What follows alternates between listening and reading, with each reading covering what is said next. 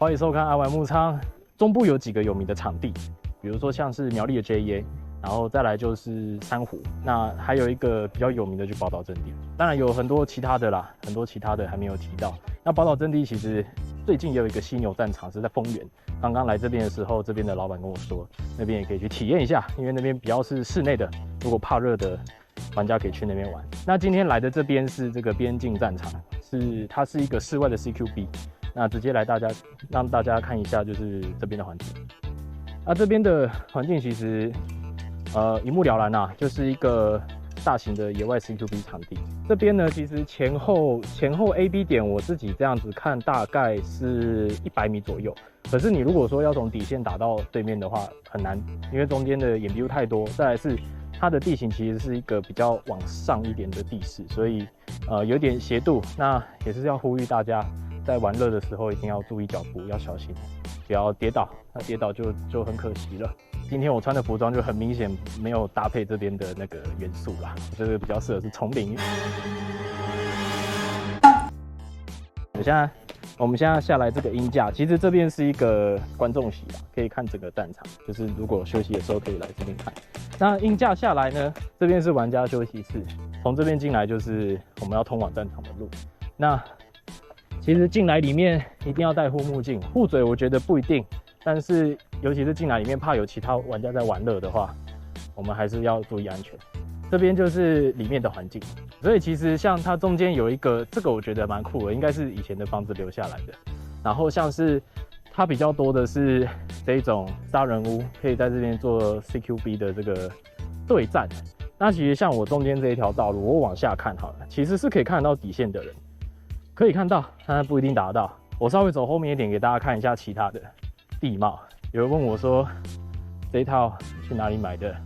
答案是在越南买的，就是今年2023年年初的时候去越南玩买的一些纪念品，这样还蛮酷的。然后我稍微走在这里，其实现在天气真的非常好，像我今天早上从台北下来，台北是下雨的，阴雨绵绵，就台中这边，哇靠，大太阳。像是这边的话，就是比较多是属于这种草地的地形啊，也有这个铁皮隔着的这个掩体。那我觉得有一个比较特别的地方，带大家来看看，是它这边有一些废弃的车辆，废弃的车辆都是可以躲的，但是在北部很难看到的那个配置啊，有一台汽车，所以你可以在这边像警匪枪战一样，有没有？其实我今天会像月控，就是我被影片骗了，我以为这个树林的面积会很大，但其实还好，它就其实只有这一条道路。就这样，而且我今天完全没有过来这边，我完全就是在场内，集火区域也都是在靠里面的地方。然后像是这个宝岛阵地的话呢，它有分几个赛制，比如说它有全场跟半场。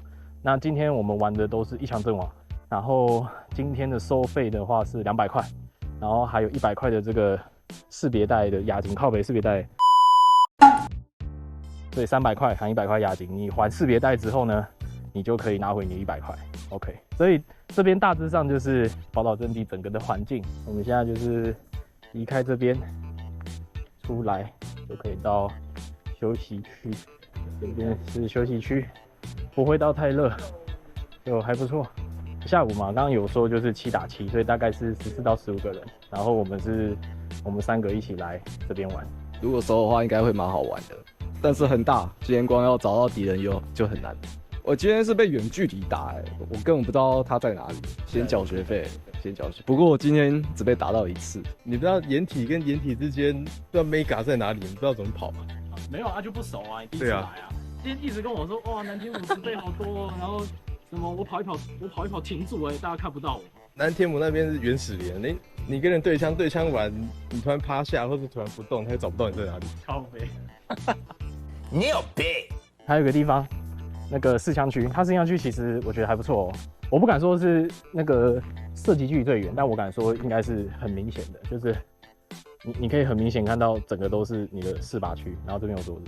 这就大致今天影片的内容，就是场地开箱内容。那再来就是游戏片段，基本上就是我的击杀的这个精华啦，是我被击杀。好了，过去，跑过去了。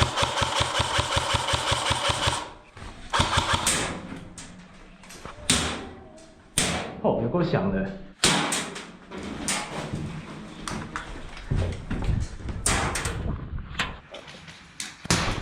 阵亡，阵亡，阵亡，阵亡。